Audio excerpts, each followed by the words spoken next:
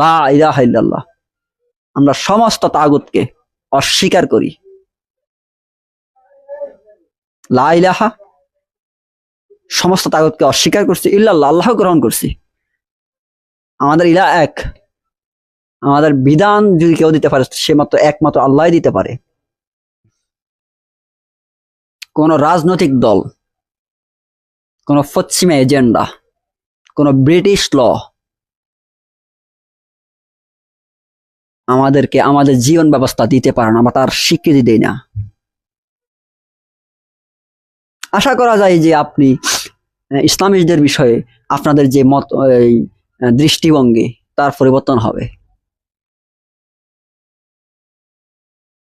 Islamist যে যতগুলো group আছে যারা লা ইলাহা ইল্লাল্লাহ এর স্বীকৃতি দেয়, তাদেরকে আমরা আমাদের ভাই মনে করি। হ্যাঁ, যার যার বিশ্বাস অনুযায়ী যদি কেউ বিকৃত বিশ্বাস লালন করে থাকে তার হিসাব তাকে দিতে হবে। রাব্বুল আলামিন চাইলে তার বিকৃত বিশ্বাসের কারণে তাকে ক্ষমা করবেন, চাইলে সে শাস্তি ভোগ করবে, একটা সময় জান্নাতে যাবে।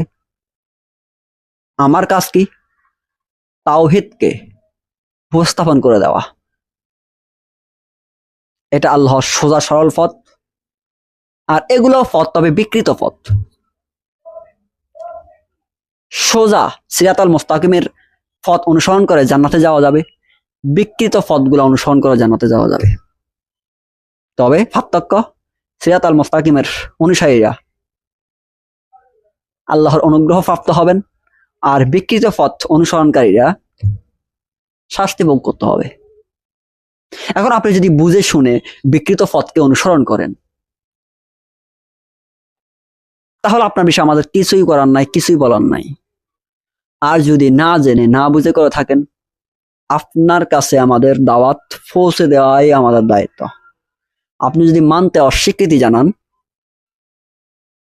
আপনার বিশ্বাস আপনার, আমার তাওহীদ আমার।